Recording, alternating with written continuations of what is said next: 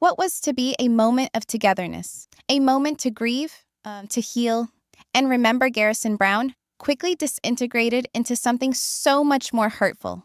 For one fleeting moment, there was hope, a fractured family, reunited in sorrow. But that peace was broken almost immediately. Instead of closure, what was unleashed was an emotional tempest, one nobody saw coming. And if you thought the new Sister Wives tell-all would deliver closure or at least a whiff of reconciliation, forget it. What we saw wasn't healing. It was heartbreak coated in outrage. It was a raw expression of unhealed conflict, denial, and one man's outright emotional meltdown on national TV. Hi everyone, I'm Sarah, and welcome back to TLC Next Updates, the channel that cuts through scripted nonsense and gets to the raw, unfiltered truth. If you're new here, don't forget to subscribe and ring that notification bell so you never miss a breakdown like this one. And after you've seen it, leave your thoughts in the comments. I really want to know how you're taking this, because this is not just drama. This is about intense, individual unraveling. Let's discuss the tell-all episode.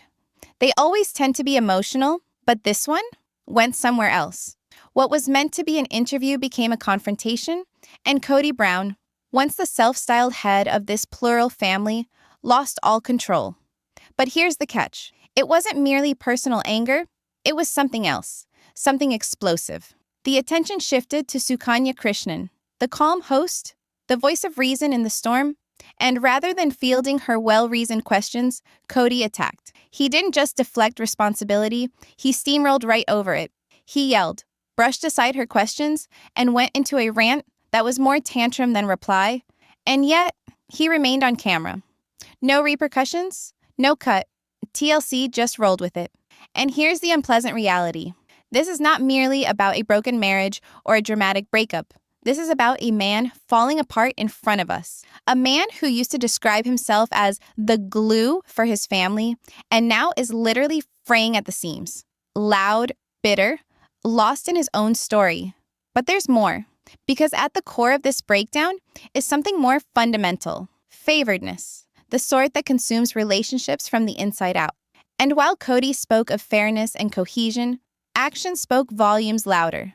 There is one name that keeps recurring in all of it. Robyn. She's not a wife now. She's become the face of the unevenness, the divisiveness that split a family apart, and then the climax, when the other women refused to go along, when they started to resist, to challenge, to break out of the roles they had been cast. That's when the unraveling began.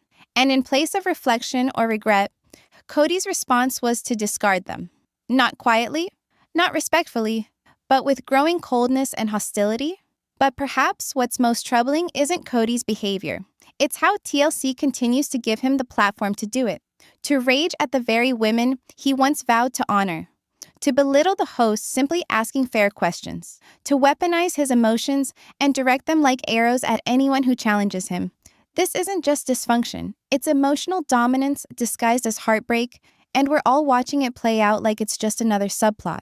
Take the Cody Brown we were sold on for all these years. The plural patriarch with the big heart and the spiritual vocation, the 4 wives man, and the almost 24 children, managing it all somehow with grace and faith. The man with confidence discussing his mission from God, his admiration for the beauty of plural marriage, and his absolute commitment to unity. At least, that is what he presented. But scratch beneath the surface, and the cracks start to show. The perfectly edited confessionals, the tightly framed family dinners, they masked a much more complicated, chaotic truth. And slowly, over time, viewers began to see it. Return to the early seasons of Sister Wives. Cody professed that he treated all of his wives fairly. He rotated residences, shared making decisions, and talked of the family as one, not as individuals. It all seemed noble, thought out, even admirable. But if you were actually paying attention, the warning signs were there from the beginning. At first subtle, almost like background whispers. Robyn being allocated a tiny bit more of his attention. Christine's silent ire waved away like trivialities. Janelle too often sent packing to bear the burden of parenting on her own. And Meri, once the first wife, slowly being pushed into the periphery, emotionally discarded, but still hanging onto a snippet of hope. For years, The cracks in the foundation were easy to overlook until Christine made the choice that changed everything. She didn't storm out. She didn't yell or accuse. She simply told the truth, calmly, clearly. And in doing so, she didn't just leave Cody, she dismantled the myth he'd spent over a decade building. Christine's departure was not only a breakup, it was an epiphany. Her willingness to be truthful upended the foundation of Cody's well-crafted persona. And all at once, the story wasn't his to control any longer. The fantasy of mutual love, of parity and attention, of a man managing multiple families successfully, down it came, word by word of truthful revelation. And when she left, you could witness it on Cody's face. The fear, the frustration, the loss of control. As soon as he no longer had control of the narrative, the power of exactly what we are talking about began to unravel in plain sight. The platitudes of "I love all my wives equally" gave way to a new narrative. "I just feel a deeper connection with Robyn." It was a turn so glaring that it didn't just establish the favoritism, it revealed it. Now, rather than owning up to his part in the situation, Cody blamed others. He portrayed himself as the victim, a man beset with disloyalty, ingratitude, and betrayal. Christine was no longer his equal partner. She was difficult. The script changed, but only because he was losing hold of it. But what makes this moment so compelling is that it only occurred because the women finally let go. Christine was the first to break free. Then Janelle, who could no longer pretend. Even Meri, whose loyalty had appeared unbreakable, began to realize the truth behind the masquerade. When he stepped out of his acting, Cody's mask slipped, not because he decided on honesty, but because he no longer had a choice. His admissions weren't growth, they were damage control. The women had regained their voices, and when they did, the performance collapsed. The ideal plural husband? He never was. He was one of Cody's roles, until the rest of the cast refused to follow the script. And if you're wondering where it all really started, look no further than Robyn. The moment she stepped into the picture, the vibe changed. Now, he's not even trying. Cody has openly stated that Robyn is the woman he's been loving all along. Not his favorite, not his best buddy. He's saying their relationship is divine, as if it's been made official by God himself. Let that settle for a second, because we've all watched this unfold. Robyn has consistently received more of Cody's time, more of his energy, more of his defense. Go back to the height of the COVID restrictions. Cody all but moved into Robyn's home, claiming it was out of concern for everyone's safety. But none of the other wives received the same level of protection or the same presence. Christine and Janelle were issued ultimatums: abide by Cody's rigid rules or forget seeing him. Robyn, on the other hand, did not have to change a thing. The double standard was egregious, and the camera never lied. With Janelle and Christine, Cody was frequently cold, impatient, or dismissive. Their talks were strained, full of excuses and emotional detachment. But with Robyn, he softened. He leaned in, he apologized, he connected. She didn't receive just more attention. She received the version of Cody that others were denied. Now, rather than expressing regret, rather than looking at the disparity, Cody is attempting to raise it. He's not merely asserting that he loves Robyn, he's saying their love is sacred. On national TV, he referred to it as divine. But that leads to an agonizingly apparent question. If Robyn is his God-ordained wife, then what does that make the rest of his wives? Because for more than a decade, every one of those women was led to believe that this plural family, this shared spiritual pilgrimage was their holy path, that their connections to Cody were significant, everlasting, and based on faith. For years, these women heard that their marriages to Cody weren't just affairs of the heart, sacred callings. Within the theology they practiced, plural marriage was not a choice. It was doctrine, a heavenly path, a spiritual duty. Each wife, each union, was meant to be part of something greater, a divine plan. But now, with Cody choosing Robyn as the singular love of his life, he's not just playing favorites, he's redoing sacred oaths. And that isn't just painful, it's heartbreaking.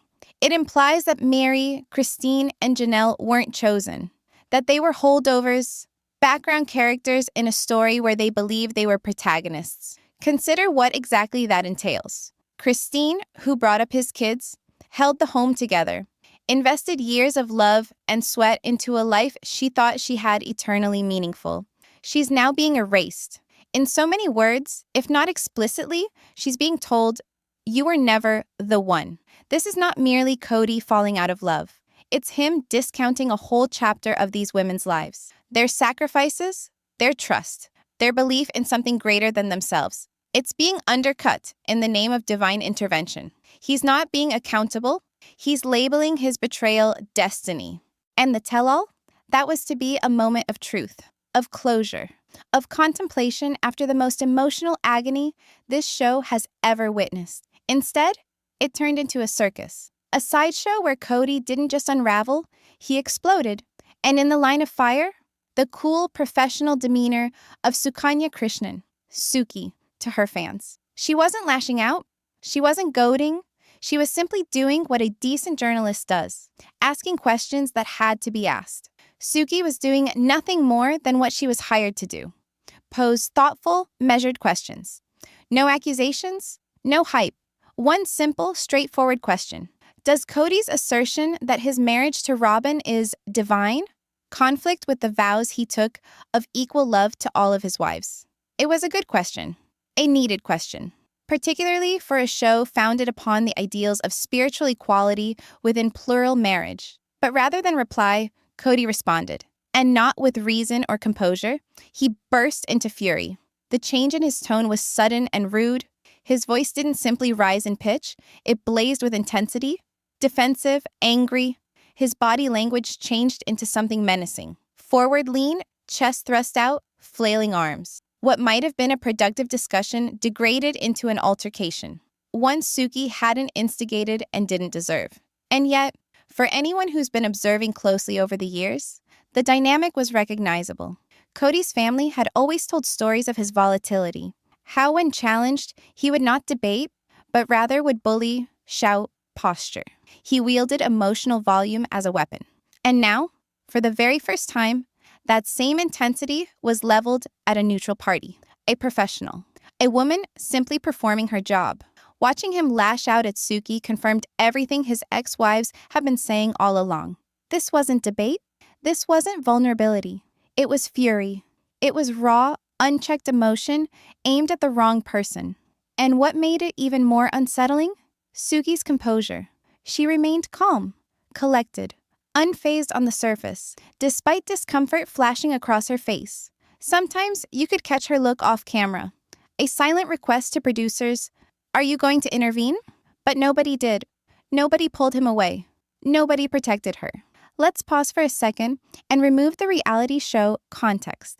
Suppose this were a paid newsroom. Visualize a male guest on NBC, CBS, or any big network yelling at a female reporter, interrupting her, accusing her of asking him a question he had a contractual obligation to answer as part of an interview. Would that ever happen? Of course not. There'd be outrage, internal investigations, HR steps in, norms would be maintained. But on Sister Wives, Cody Brown yelled, diverted, and belittled, and the cameras rolled on. And that's the larger concern. This is not merely a man having a bad day. This is not merely good TV. This is workplace hostility on tape and accepted. Suki was not a fly-by-night fan stirring the pot. She's a professional hired by TLC to navigate an emotionally challenging conversation with respect and precision. She adhered to the script. She remained calm, neutral, and on point. And for it, she was yelled at, brushed off, overspoken, emotionally pushed around by a man who didn't appreciate being asked to own up to his own hypocrisy. And nobody intervened, not a single time. TLC, the same network that employed her, sat back and allowed it to occur. Because, let's be real, drama sells. But at what expense? Who is looking out for Suki in all of this? Where is the boundary between good reality TV and empowering emotional abuse? Because if Cody can yell down the host and storm off without being challenged, if he can establish an unsafe, hostile environment and still receive headline billing, what does that say? That anger is rewarded. That bullying keeps you on the air. That if you're loud enough, you can rewrite the truth. That's not just a Cody problem. That's a system failure. What we saw wasn't an isolated moment of rage. It was part of a pattern. A very familiar, well-rehearsed pattern that Cody Brown has repeated over and over again, particularly towards women who do not play along with the carefully constructed image he would have the world believe. And if history is any indication, Sukanya Krishnan might be the latest addition to an expanding list of women who were pushed aside, not for being incorrect, but for being correct. Let us not forget Tamron Hall, Natalie Morales, two professional, veteran journalists who once moderated tell-alls. They did precisely what they were trained to do: pose equitable questions, hold guests accountable, and provide clarity for the audience. They didn't cause drama, they prompted introspection. Gently replaced. No actual explanation. Just vanished. Yes, you can label it as a creative shift or a standard hosting adjustment. But really, we know better. The formula is too specific, too regular. These women were taken away after Cody got hit with hard, uncomfortable questions he didn't wish to respond to. And now Suki is treading the same tightrope. She's demanding answers straight from TLC's own playbook. She's remaining calm, remaining respectful. And yet, she's being shouted at on camera. Let's be real. She'll likely get fired next season. Not because she failed, not because she went too far, but because she didn't play along. Because she didn't hesitate when Cody attempted to retcon history. Because she did her job too well. That's the frightening aspect, because this isn't about Cody's actions. This is about how control is enforced. This is how a man like Cody keeps power, not only in his household, but in front of the country on television. He wields intimidation as coercion. He retaliates against disobedience with indignation. And TLC allows him to. Because each outburst, each explosion of emotion, each instance where he uses a raised voice, those are not being interpreted as warning signs. They're ratings. They're clicks, views, shares. But at what cost? Because when truth tellers are silenced, when professionalism is punished, and when emotional abuse is packaged as entertainment, we're not just watching a reality show fall apart. It's entertainment. So long as the drama continues, the cameras roll, and the program remains viable. But while Cody's tantrums are good for ratings, it's no longer just his wives who bear the brunt of the emotional fallout. It's the hosts as well.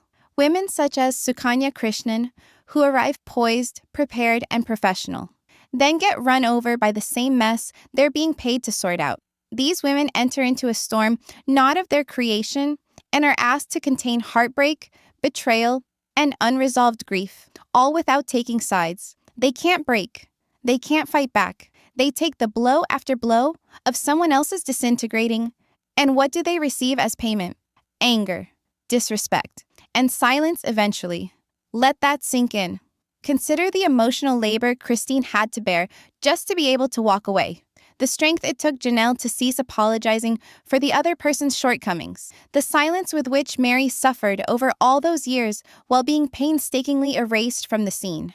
And now, Suki has to live in that same position, absorbing the emotional blast of a man who never learned to own up without blaming another. This is the pattern. A woman speaks. Cody bristles. She's marked difficult, disrespectful, emotional, and then she's gone. This isn't merely a family falling apart. This is a reality TV money machine that generates profits by erasing the women who refuse to play along. It's a system that feeds on dysfunction, rewards unpredictability, and penalizes candor. And when you actually take a step back and think about it all, when you realize what went down on that tell-all, something changes. It's not just this guilty pleasure or this engrossing family saga anymore. There's a lump in your chest that you can't shake because you begin to wonder, what does it say about TLC that they keep wrapping something so messy, so poisonous, up as entertainment? At what point does chronicling dysfunction become enabling it? And how many women, how many truth tellers get shouted down, mocked, or written out before someone in power finally thinks, enough is enough, enough. This is not simply tabloid rumor. This is not simply melodrama. This is a tale of control, of a man who has manipulated the narrative within his own household and in front of the nation for more than a decade, and of a network that continues to shield him because he is good TV. But at what expense? We've watched Cody twist facts, explode in anger, rewrite history, and treat the women around him, his wives, the hosts, the professionals tasked with interviewing him, with blatant disrespect. And all of it has been captured on camera, repackaged, and sold back to us as entertainment. It's part of the brand now, right? Cody storms off set. Cody loses it. Cody says something outrageous. It's sold like it's just one of the show, one of the spectacle. But let's be real. If you or I behaved like that anywhere else in any other office, we'd get a write-up. We'd get fired. There would be repercussions. And perhaps that's why so many of you continue to watch. Perhaps you identified with Christine's toughness. Perhaps you've experienced Meri's loneliness or Janelle's snapping point. And now, perhaps you're watching Suki and asking yourself, when does she finally say, I'm done? So I want to know from you. Do you think she'll return next season? Or was this the last you saw of her? Let me know in the comments. I see everyone. And if you've made it this far, thank you. It means you care. Not only about the spectacle, but about the truth behind it. About accountability, not headlines. Please don't forget to like this video, comment, and subscribe to TLC Next Updates. I'm Sarah, and I'll be right here with you, breaking it all down, every step of the way.